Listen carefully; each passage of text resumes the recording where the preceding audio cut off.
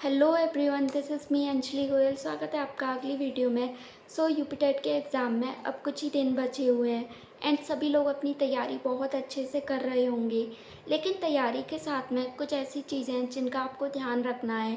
Like आपको exam में time किस तरीके से मैनेज करना है, किस तरीके से आपको अपने एग्ज़ाम को अप्रोच करना है एंड किस तरीके से आपको फाइनली अपनी ओएमआर को बढ़ना है। आज की वीडियो में हम इन्हीं तीनों चीज़ों के बारे में डिस्कस करने वाले हैं ताकि आपका एग्ज़ाम अच्छे से सॉल्व हो पाए एंड अननेसेसरी कहीं भी आपके मार्क्स डिडक्ट ना हो। Without wasting any time, let's just start the video. Now let's talk about कि आपको अपने एग्ज़ाम को किस तरीके से अप्रोच करना है। फर्स्टली तो आपको अपनी ओएमआर को बहुत अच्छे से पढ़ना है। आपको सारे इंस्ट्रक्शंस अच्छे से पढ़ के अपनी ओएमआर को पढ़ना है, क्योंकि अगर आपने अपनी ओएमआर ही गलत पढ़ दी तो आपका रिज़ल्ट ही डिक्लेयर नहीं होगा। फिर आपके चाहे 150 की 150 क्वेश्चन ही क्यों ना सही हो, आपका रिज़ल्ट डिक्लेयर नहीं होगा। आपको अपनी ओएमआर को बहुत अच्छे से पढ़ना है। सेकेंडली, आप जब भी क्वेश्चन पढ़ रहे हो तो आपको नॉट, इनकरेक्ट, करेक्ट ऐसे वर्ड्स को बहुत अच्छे से पढ़ना है, क्योंकि कई बार जल्दी जल्दी में क्वेश्चन पढ़ने के चक्कर में हम ऐसे वर्ड्स को स्किप कर देते हैं एंड हमारा क्वेश्चन वहाँ गलत हो जाता है। तो हमको ऐसे वर्ड्स को बहुत अच्छे से, बहुत ध्यान से पढ़ना है। क्वेश्चन में कहीं ऐसे वर्ड्स तो नहीं यूज़ हुए, कहीं इसका मतलब कोई नेगेटिव में तो नहीं निकल रहा। तो इस तरीके की बातों को हमको ध्यान रखना है एग्ज़ाम के दौरान। जल्दी के अंदर जल्दी जल्दी क्वेश्चन सॉल्व करने के चक्कर में कई बार एग्ज़ाम के प्रेशर में हम ये वर्ड्स को नहीं पढ़ पाते हैं और हमारा आंसर वहाँ गलत हो जाता है। थर्डली, कौन सा सेक्शन आपको पहले अटैम्प्ट करना है, कौन सा सेक्शन आपको बाद में अटैम्प्ट करना है, वो मैं आपको बताती हूँ। मोस्ट प्रेफरेबल यही है कि जिस तरीके से आप अपने प्रैक्टिस सेट को अप्रोच करते थे या आप अपने मॉक टेस्ट को लगाते थे, उसी तरीके से एग्ज़ाम में जाके करो। कोई भी नई तरीका, कोई भी नई स्ट्रेटजी वहाँ जाके ट्राई मत करना। लेकिन आप ऐसा भी कर सकते हो कि जो सेक्शन आपको ईज़ी लगता है, लाइक सबसे ईज़ी सेक्शन जो आपको लगता है, आपको पहले जाके उसे सॉल्व करना है एंड देन उसके बाद आप जाके सेकंड जो आपको ईज़ी लगता है आप उसकी तरफ जा सकते हो। मैं अगर अपना बताऊँ तो मैं हमेशा सीडीपी की तरफ पहले जाती थी, क्योंकि मुझे पता है कि सीडीपी मुझे आसान लगती है एंड अगर 30 क्वेश्चंस है तो मेरे एटलीस्ट 26-27 क्वेश्चन इसमें सही होंगे। तो इसीलिए मैं हमेशा सीडीपी की तरफ पहले जाती हूँ एंड एंड में मैं जाती थी मैथ पे, क्योंकि मैथ ना मुझे थोड़ा सा डिफ़िकल्ट लगता है एंड इसीलिए मैं हमेशा मैथ को एंड में सॉल्व करती थी। तो मैंने इस तरीके से अपने सेक्शंस को डिवाइड किया हुआ था। आपको भी यही करना है कि जो सेक्शन आपका ईज़ी है, जो आपको लगता है कि इस सेक्शन में मेरी ज़्यादा से ज़्यादा क्वेश्चन सही होंगे, वो सेक्शन आपको पहले अटेम्प्ट करना है। देन उसके बाद आपको इसी तरीके से सेकंड सेक्शन चूज़ करना है कि जिसमें आपके ज़्यादा क्वेश्चन सही हो सकते हैं। आपको जो भी सेक्शन डिफ़िकल्ट लगता है, लाइक आपको मैथ लगता है, ईवीएस लगता है, तो वो आपको एंड में सॉल्व करना है एंड उसको आपको एंड के लिए छोड़ देना है। नाउ लेट्स टॉक अबाउट कि आपको अपने टाइम को किस तरीके से मैनेज करना है। अगर आप देखोगे तो आपके पास 150 मिनट है, 150 क्वेश्चन है एंड पर क्वेश्चन 1 मिनट आपके पास है, जो कि एक इनफ टाइम है। लेकिन बहुत सारे बच्चे गलती क्या कर देते हैं कि अगर उनको कोई क्वेश्चन नहीं आता तो उसी क्वेश्चन पर वो अड़े रहते हैं एंड उसी को सॉल्व करने की कोशिश करते हैं, जो कि एक गलत स्ट्रेटजी होती है। हमेशा अगर आपको कोई क्वेश्चन नहीं आ रहा है तो उसको स्किप करके आपको आगे बढ़ जाना है। आपको इनिशियली 10-15 सेकंड में अगर किसी क्वेश्चन का आंसर याद आ जाता है, आपको 4 ऑप्शन को देखने के बाद, तो उस बबल को भरना है आपको एंड आगे बढ़ जाना है। अगर आपको लगता है कि 10-15 सेकंड, 20 सेकंड भी आपने किसी क्वेश्चन को दे दिए, फिर भी उसका आंसर आपको याद नहीं आ रहा है, तो उस क्वेश्चन को स्किप करो एंड आगे बढ़ जाओ। उस क्वेश्चन को आपको तब अटेम्प्ट करना है जब आपके सारे क्वेश्चंस कंप्लीट हो जाएँ, जब आपका एग्ज़ाम कंप्लीट हो जाए, देन आपको उस क्वेश्चन की तरफ जाना है, उसको अटेम्प्ट करने की कोशिश करनी है एंड आपको थोड़ा-सा उसमें तब आप अपना टाइम दे सकते हो। लेकिन इनिशियली जब आप अपना एग्ज़ाम सॉल्व कर रहे हो, तो आपको अपने 150 क्वेश्चंस को पढ़ना बहुत इम्पोर्टेंट है, ताकि आपके कोई भी ऐसा क्वेश्चन ना छूट जाए जो आपको आता हो एंड जिसका आंसर आपको 110% श्योर हो कि इसका यही आंसर है। तो वो आपके क्वेश्चन नहीं छूटने चाहिए। आपकी एटलीस्ट 1 से 2 बार रीडिंग हो जानी चाहिए एग्ज़ाम के अंदर। Suppose this is your exam and आपने किसी क्वेश्चन को पढ़ा, आपको अगर इसका आंसर इनिशियली 10-15 सेकंड में आ रहा है कि ये इसका आंसर है, तो आप उसका बबल भरो और आगे बढ़ जाओ। लेकिन अगर आपने उस क्वेश्चन को दे दिए 10 सेकंड, 15 सेकंड, 20 सेकंड भी आपने किसी क्वेश्चन को दे दिए आपको उसका आंसर याद नहीं आ रहा है एंड आप उसी पे अड़े हुए हो कि नहीं मैं इसी क्वेश्चन को पहले सॉल्व करूँगा तभी एग्ज़ाम में आगे बढ़ूँगा, तो उसका कोई फ़ायदा नहीं होने वाला है, आपका एग्ज़ाम छूट जाएगा इस तरीके से।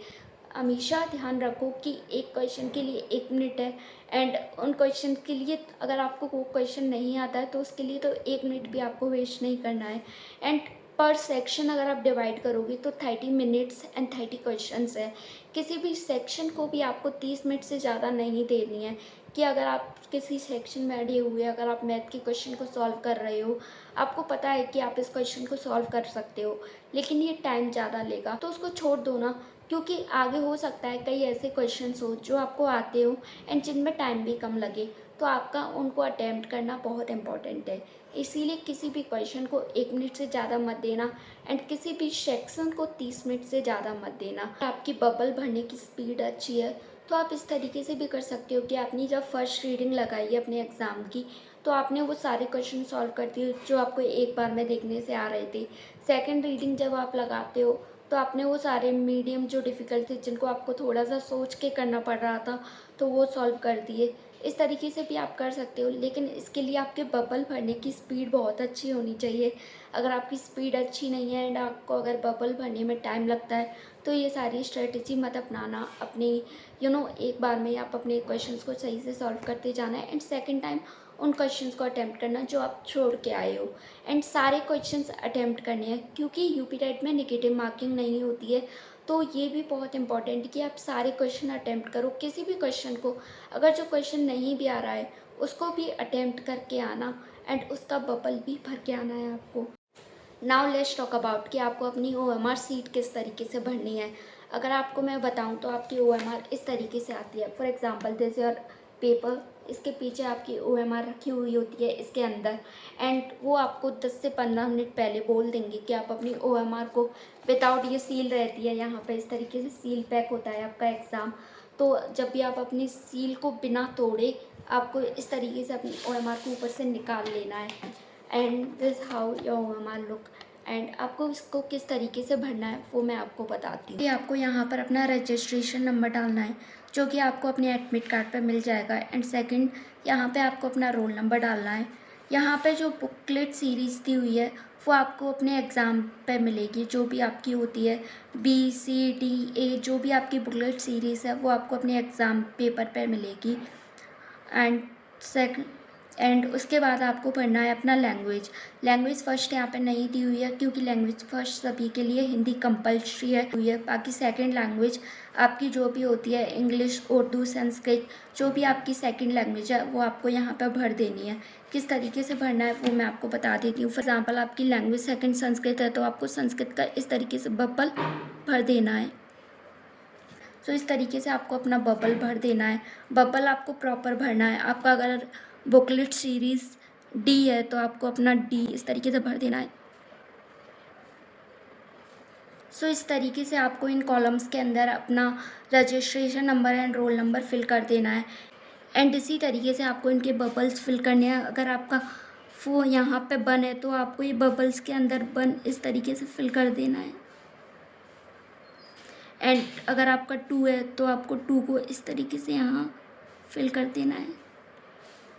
सो इस तरीके से आपको सारे बबल्स भर देने हैं एंड अगर हम बात करते हैं इसके नीचे आपको क्या क्या भरना है। सो यहाँ पर एक नेम ऑफ़ कैंडिडेट, यहाँ आपको अपना नेम भर देना है, जो भी आपका नेम है आपको भर देना है एंड आपका जो एडमिट कार्ड पर दिया हुआ है आपको वही नेम डालना है। सेकेंडली यहाँ पर आपको अपने फादर का नेम डालना है या फिर आपको अपने हस्बैंड का नेम डालना है। सो आपके जो एडमिट कार्ड पर है वही सारी डिटेल्स आपको यहाँ डालनी होती हैं एंड थर्ड यहाँ पे आपको डालना है अपना एग्ज़ामिनेशन सेंटर, जो भी सेंटर आपका पड़ा है आपको वो डालना है एंड यहाँ पर डालना है आपको अपना मदर नेम। मैंने XYZ डाल दिया हुआ है एंड यहाँ पर आपको फादर नेम डालना है तो आप ये डाल सकते हो। एग्ज़ामिनेशन सेंटर हो गया, आपकी कैटेगरी, जो भी कैटेगरी आपकी है, आप जनरल से हो, OBC से हो, SC ST, सो आपको वो डाल देनी है एंड यहाँ पे जो इन्विजिलेटर्स हैं वो सिग्नेचर करेंगे, यहाँ पे आपको अपना सिग्नेचर करना है। सो यहाँ पे आपको डालना है अपना जितने क्वेश्चंस आपने अटेम्प्ट किए हैं सो नेगेटिव मार्किंग नहीं है इस एग्ज़ाम के अंदर, तो आपको पूरे क्वेश्चंस अटेम्प्ट करने हैं। सो आपको डाल देना है एंड यहाँ आपको अपना क्वेश्चंस जितने आपने यहाँ डाले हैं उतने ही आपको यहाँ डाल देने हैं। यहाँ वर्ड्स में डालने थे, यहाँ नंबर्स में डालने हैं, आपको नंबर्स में डालने हैं। अब ये आता है आपका बीच का पोर्शन, जहाँ आपको अपने सारे आंसर्स को टिक करना है। तो आपको इस पोर्शन को बहुत अच्छे से ध्यान से भरना है। कहीं भी आपको किसी भी तरीके से गलत ओएमआर मत भर देना। आप अगर इस तरीके से भर देते हो, लाइक आपने इस तरीके से भर दिया एंड सपोज़ ये आपका आंसर गलत हो गया है, तो आपको इस तरीके से इसको मत भरना कि आप एक ही क्वेश्चन पे 2 बार बबल भर दो, क्योंकि ये क्वेश्चन आपका ऑलरेडी गलत हो चुका है। तो अगर आप 2 बबल भर दोगे तो भी वो आंसर गलत ही माना जाएगा। ऐसा नहीं होगा कि सी वाला आपका आंसर सही है, आपने सी भर दिया है तो ये सही आंसर मान लिया जाए। नहीं, आपका आंसर गलत ही माना जाएगा। एंड कभी भी इस तरीके से आधा अधूरा बबल मत भरना। पूरा अच्छे से बबल एकदम डार्क भर के आना, ताकि जो ओएमआर स्कैनर होता है वो आपके ओएमआर को अच्छे से डिडक्ट कर पाए। एंड आपकी ओएमआर शीट बहुत ही नीट एंड क्लीन होनी चाहिए। कुछ भी इस तरीके से मार्क, किसी भी तरीके का मार्क नहीं होना चाहिए। एंड आप वाइटनर वगैरह कुछ भी यूज़ नहीं कर सकते हो। सो बहुत ही केयरफुल होके अपनी ओएमआर को भरना। ओएमआर की सारी डिटेल्स जो हैं, रजिस्ट्रेशन नंबर, रोल नंबर वगैरह, ये सारी चीज़ें, इनको बहुत अच्छे से भर के आना है आपको। एंड लास्टली ध्यान रखना, कभी भी डेट्स और क्वेश्चंस के आंसर्स ओएमआर में एक साथ मत भरना, क्योंकि है ना, इससे आंसर्स के गलत होने की चांसेस बहुत बढ़ जाते हैं। क्योंकि कई बार हम एक क्वेश्चन स्किप कर जाते हैं तो हमारे पूरे क्वेश्चंस गलत होने के चांसेस बढ़ जाते हैं। सो आप डिवाइड कर सकते हो सेक्शन में, 30-30 के सेक्शन में, जहाँ आप पहले सॉल्व कर रहे हो क्वेश्चंस को एंड देन लास्ट के 5 मिनट में आप ओएमआर भर दो। इस तरीके से कर सकते हो। या मुझे जो बेस्ट लगता है वो ये है कि आपने एक क्वेश्चन सॉल्व किया एंड एक ओएमआर भर दी उसकी। इससे ना आपके आंसर्स के गलत होने के या गलत बबल भरने के चांसेस बहुत कम हो जाते हैं। सो इस तरीके से आप भर सकते हो, लेकिन कभी भी 150 नंबर की ओएमआर एक साथ मत भरना। एंड हर 10 क्वेश्चन के बाद, 15 क्वेश्चन के बाद जो क्वेश्चन नंबर है एंड ओएमआर नंबर को मैच करते रहना, ताकि जो आंसर्स है कहीं से भी गलत ना हो पाए आपके। क्योंकि बबल भरते वक्त बहुत चीज़ें गलत हो जाती हैं। सो इस चीज़ का ध्यान रखना, स्पेशली ओएमआर भरते वक्त। सो आपको किस तरीके से अपने एग्ज़ाम के अंदर ओएमआर फिल करनी है, टाइम मैनेज करना है एंड किस तरीके से आपको अपने एग्ज़ाम को अटेम्प्ट करना है, वो सारी चीज़ें मैंने आपको इस वीडियो में बताई। अगर आपको वीडियो अच्छी लगी हो तो please like, share and subscribe किए बिना मत जाना।